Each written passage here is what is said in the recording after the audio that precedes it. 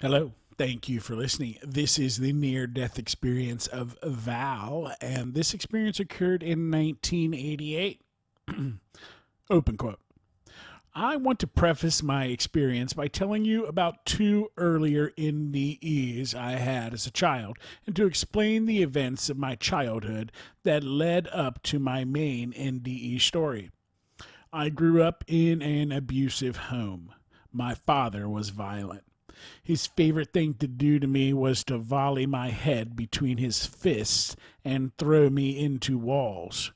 He had also threatened to shoot me and my sister. Once he pointed a gun at my sister's head while she cried and begged for her life. She suffered from traumatic head injuries and was treated for these after she left home and went away to college. My first NDE I had was when I was 9 years old. I have no memory of what caused the NDE, but I suspect it had been caused by something my father had done to me because my body was in the backyard. Our backyard was surrounded by thick, tall hedges, so the neighbors couldn't see what was going on. What I do remember so clearly is that I was floating around the backyard feeling happier than I had ever felt. I was enjoying my out of body state without realizing that I was dead or could die. I don't remember a tunnel, but I did experience a bright light above me. I was instantly in a state of bliss and knew that this light was God. God spoke to me telepathically, but it was very clearly not my own thoughts. I was told that I was there to do something for God and was asked if I wanted to continue with that, what it was that I was supposed to do. I felt intense joy and fealty at the thought of being able to do something that would please God, whatever that was. I didn't seem to care what was asked of me because I was eager to do anything for God. I quickly said yes, not realizing that the choice was between dying or continuing my life. Although I don't think it would have mattered to me because I was all in. God then told me that I needed to be baptized. I needed to go get my dad and tell him that I wanted to be baptized and to ask him to come and witness my baptism. The light left me and I was back in my body. I was disappointed to no longer have that feeling that was so wonderful and free. I was happy to get on with what I had to do for God. At the time, I believed that my purpose was limited to getting baptized, but I think that was because of my age and lack of understanding. I should explain that my family had attended church together until my parents were kicked out of the church for reasons unknown to me. I loved church and continued to go without my parents. I went inside the house and called out to my father, who was in the basement. I said I needed to talk to him. He asked me to go and wait for him in the backyard. He came out and sat on the back steps. I told him that I wanted to get baptized and to have him present to witness it. He asked me why I wanted to be baptized. I told him that I wanted to serve God. And then he asked me if the church had put me up to this. I told him no, I just saw God, and God himself had just now told me that he wanted me to be baptized. My dad looked freaked out and told me that he would talk to the preacher and ask permission to be able to be present at my baptism. He told me not to tell my mother that God had spoken to me, or she would be greatly concerned. I'm not sure why I was told to get baptized because I believe this to be a religious ritual that has no bearing on what happens when I die. I think it was an attempt to make it clear to my father that he had killed me, although I don't even remember if he did, and that there is a God. Perhaps it was an attempt to get him to think about what he was doing, although it didn't stop the violence. Nevertheless, at age 9, I was the youngest person ever to be baptized in that church. My parents were there in attendance, even though they never again stepped foot in the church. The second experience happened when I was a young child, but I don't remember my age. It could have happened prior to the NDE that happened when I was 9. I remember feeling really sick. I was lying on the couch in the living room. I soon began to feel even worse and had the strange experience of hallucinating numbers. This experience was so bizarre that I really don't know how to explain it. There were equations scrolling in front of me, and as they scrolled, I suddenly understood mathematics that were way beyond me. It was like I intuitively knew all this math, which was especially weird because I was really bad at math. I knew what the equations were, even though I was too young to have understood them at the time. This scared me because I knew this wasn't right, and I didn't want to have all this math in my head. I decided I needed to go get my mom and tell her that I was super sick and something was very wrong with me. Mom was in the kitchen, sitting in a chair, staring into space, looking like she was deep in thought. I tried to communicate to her, but it was as if she didn't hear me or know I was there. I finally gave up trying to get her attention and went back to the couch where I was confused for a moment to see myself already lying there. At the time, I chalked it all up to being so sick that I was seeing things rather than understanding that I had been out of my body. As the years passed, I became mad at God. As a teenager, I couldn't understand why a loving God would allow me to be abused. I tried so hard to be good, this made no sense to me. When I was age 16, my dad picked me up from church and got mad at me over something I had said to him. He punched me so hard in the stomach that it knocked the air out of me. As I struggled to catch my breath, he told me that he hated me and had thought about killing me, but was worried he'd get caught by the police. I entered a deep depression after that moment. I wished that he had killed me because it would have been better than living my awful life. I thought that I must be really unlovable and unworthy if even my own father hated me so much that he wished me dead. I decided that even if it was true that killing myself meant I would go to hell, I couldn't imagine hell being any worse than what I was living. I was willing to risk that. I proceeded to try various methods of killing myself, none of which worked. I loved to read. It was a wonderful escape from my reality into a different, albeit fictional one. My mother also liked to read. Every time she finished a book, she placed it on a stack of books that she kept against her wall in her bedroom. I read every book that she read when she was finished with it. One day I picked up Shirley MacLaine's book, Out on a Limb, from her pile. If you aren't familiar with it, she wrote about reincarnation and aliens. It was the first time I had considered reincarnation, and it prompted me to think that maybe the reason why my life was so awful, maybe I had been a horrible person in my past life, and this was all karma. It also made me think that I might be able to make a deal with God. I said a prayer that was very fervent and deeply emotional. I told God that if reincarnation was real, I would make a deal with him. I told him that I would do absolutely anything he asked me to.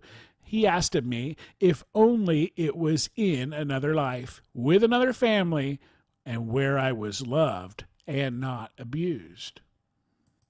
I had basically only been praying for death. Then I did die. I had a sudden, incredibly intense pain in the back of my head. I don't mean that I had an ordinary headache or even a migraine. No, this was the mother of all headaches. It was so painful that I was convinced that God was granting my wish, but that I was going to die by my head exploding. It really did feel like there was a ton of pressure in my head, and it was just going to explode. In later years, I discussed this with my neurologist, who said it sounded like I had a burst aneurysm in my brain. If this is in fact what happened, it isn't so far-fetched to think I could have had one at age 16, since head trauma is one of the things that can cause them.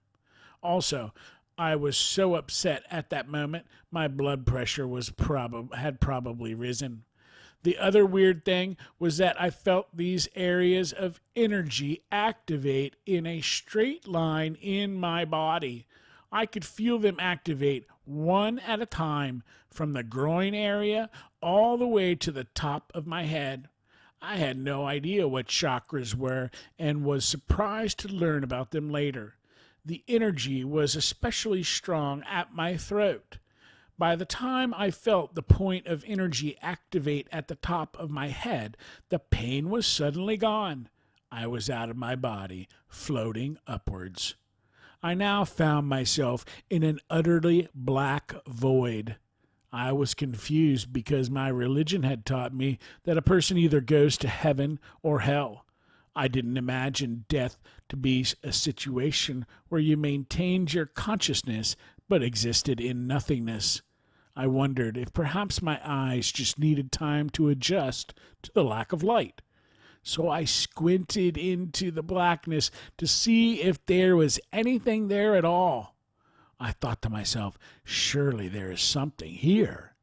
Instantly, I saw various geometrical shapes floating towards me on a grid. I have since read other people say that they learned from their NDE that who or what you see is based on what you expect, so that you are comforted. So I suppose I experienced a void until I thought that there should be something, in which case I got unspecific shapes because something isn't a very specific thought. Next, I thought, where is God? I had believed that I would meet God when I died. At this thought, my consciousness began to expand until it encompassed the entire universe. I was filled with the most amazing, unconditional love.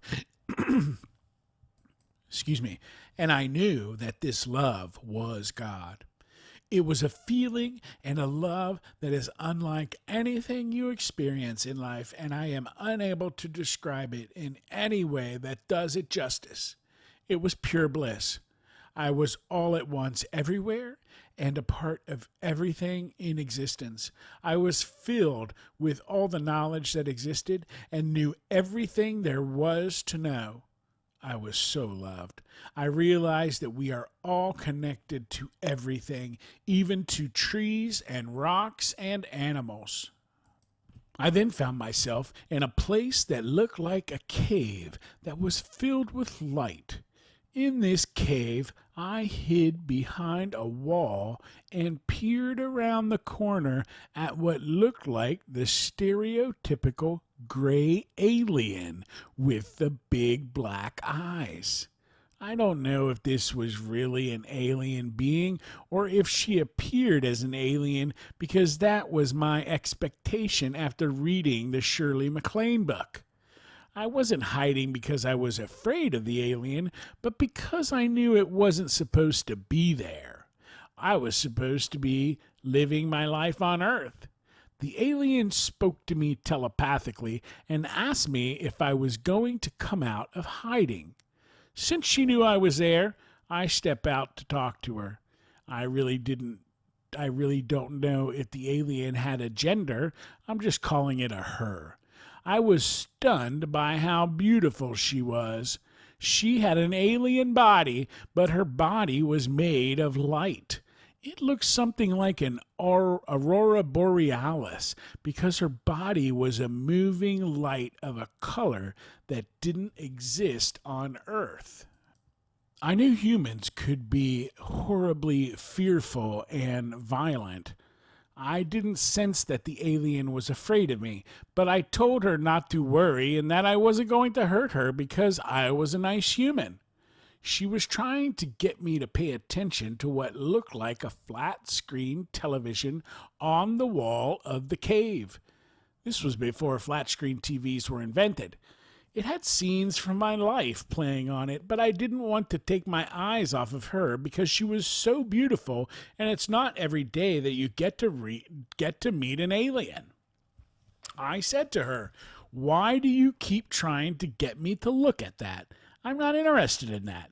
I already know about my life. I'm interested in you. You are so beautiful. I then asked if I could look into her eyes, which she allowed, but there was only blackness there. On the TV screen was a scene of me and my friends rehearsing the high school musical that I had a lead role in. I realized that if I died, the musical would be canceled. I had about 7 solos or duets in that musical and no understudy. Theater and books were the only things that gave me joy in life, and I couldn't take that joy away from the drama kids at school. As soon as I realized that I didn't want to hurt the kids at school by dying, I went flying backward at a high rate of speed to make a harsh landing into my body. What I meant by projecting love is that I imagined love to be like a light or energy that expanded from my body when I had loving thoughts, and that this love would fill him. When I did this, it stopped him in his tracks, even though I wasn't saying anything out loud. I did, however, remind him at other times that he was a good gardener and that we had the best yard in the neighborhood in order to remind him of the side of himself that was caring. He stopped being abusive and one day told me that he felt like I was the only person in the world who loved him. I never actually said to him that I loved him, and yet my efforts to love him were affecting him. My sister hates our father and cringed when I told her about my NDE and what I had learned about needing to love him unconditionally. She told me that she thought I had Stockholm Syndrome. I know that this is a really hard thing for people to take in. It is really hard to love someone who has been cruel to you, but it helps to think of it as finding the good in them. That's where you start. You start by loving the goodness in people. It doesn't mean that you love the bad stuff, but that you have compassion for others by understanding that what causes people to be horrible to others is that they feel unloved themselves. Some people would say this doesn't hold for narcissists, but my dad is narcissistic. And I truly believe it is an overcompensation for a deeply held fear of inadequacy. At age 16, I never told anyone about what had happened to me and never went to a doctor to get checked out because I was sure that if I mentioned my experience to people, they would think that I was crazy. Still, to this day, I feel reluctant to talk about it because I realize that not only do many people respond with skepticism to near-death experiences, but that mine has some strangely unique elements that would make me sound even crazier. I have many people in my life who are into science and think of NDEs as chemical reactions in a dying brain. What I experienced, however, was more real than what we think of as reality. It also changed my life profoundly. The important part of the after effects were not how my body felt or whether or not I had developed abilities, but how different I became as a person. End quote. And that was important, and geez, being able to forgive and being able to not judge and look for the goodness in people is not so easy. There are some questions here.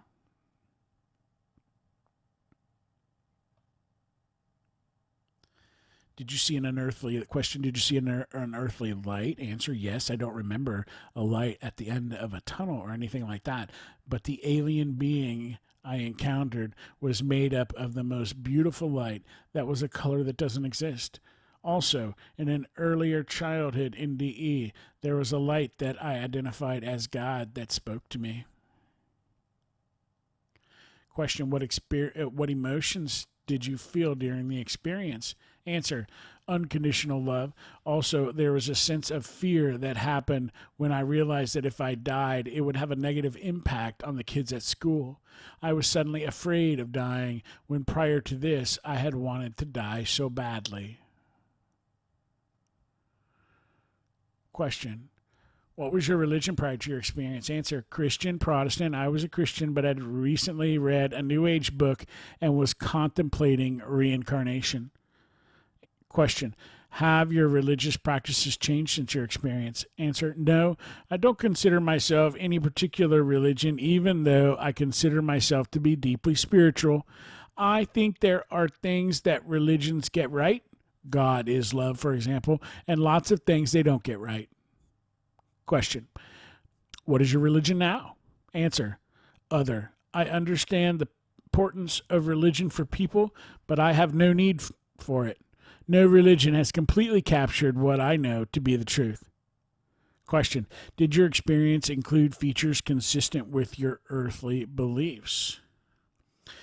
Answer, I believe in God and life after death, and I had entertained the idea of aliens after reading that book, but I did not think I would encounter a void or that my consciousness would expand to fill the entire universe. I did not really understand the concept of being one with the universe, and I thought that everyone else that I would encounter a light at the end of a tunnel, which never seemed to happen for me. Question, did you seem to encounter a mystical being or presence or hear an unidentifiable voice? Answer, the aliens spoke to me telepathically. The incredible unconditional love I felt was God. Question, during your experience, did you gain information about the meaning of life? Answer, yes, I came back with the understanding that I needed to love everyone unconditionally, including and especially my father. I also needed to love life, despite the difficulties. Question, during your experience, did you gain information about love? Answer, yes. I was given the awareness that love is the most important thing and what it is all about. I understood that we need to love everyone unconditionally. I also came back with the understanding that we aren't just to love people, but love life. I had been depressed, and I not only worked on loving my father when I came back, but on loving my crazy life. I started by developing a sense of humor about the crappy and difficult things. I did crazy stuff to make myself laugh and have fun. For example, I love chocolate, so I took a bath in chocolate syrup and couldn't stop laughing at how silly this was. I did somersaults and cartwheels in a field and just anything that made me feel like a happy-go-lucky kid again. I reminded myself to look for and appreciate the beauty in the world as I had before I had become a sullen, depressed teenager. The other thing is we try to avoid painful things, but that is where the treasure is. If you stop fighting the painful stuff and instead accept it, welcome it in, and feel it, that is how you find truth. I don't mean that we should create pain for ourselves or others, but that when something emotionally painful happens, dive into it. It's an opportunity to love and understand. Question, have you ever shared this experience with others? Answer, yes, I have shared it at various times in my life. My sister, as I said, couldn't accept the idea that we were to love our father unconditionally. Others have tried to explain it away with science. Some just listen. Frankly, I don't tell very many people. It's based on a personal story, and I feel like it is an especially hard sell because I am saying I prayed for death and died. Also, I don't know what caused the earlier experiences I described. Furthermore, I have a lot of friends with advanced degrees who I am certain would think I had gone off the deep end or have embarrassingly entered New Age territory. For the record, I don't consider myself New Age and find many New Age people too often be gullible, so I don't really want to be identified as such. Question, what do you believe about the reality of your experience? Answer: experience was definitely real. There was a point in my life where I started to wonder if it was, in fact, caused by chemicals in a dying brain based upon something I had read about how they can cause you to have an NDE experience if they stimulate a particular part of the brain. Then I thought, but why would we have a God area of the brain if there wasn't a reason for it? Also, the experience was just so damn real and profound. It's hard to just dismiss it. It completely changed my life. I do think, after studying these more, that when we die, our expectations create some of what we experience. So some people may experience hell and others a particular religious figure or whatever. I don't think that means that the whole experience is based on our expectations, just that it makes sense that we are creative beings, and also there may be a calming function to seeing Jesus or a meadow of flowers that matches your idea of heaven or whatever. I think this is why I saw geometric shapes in the void after thinking I should be seeing something.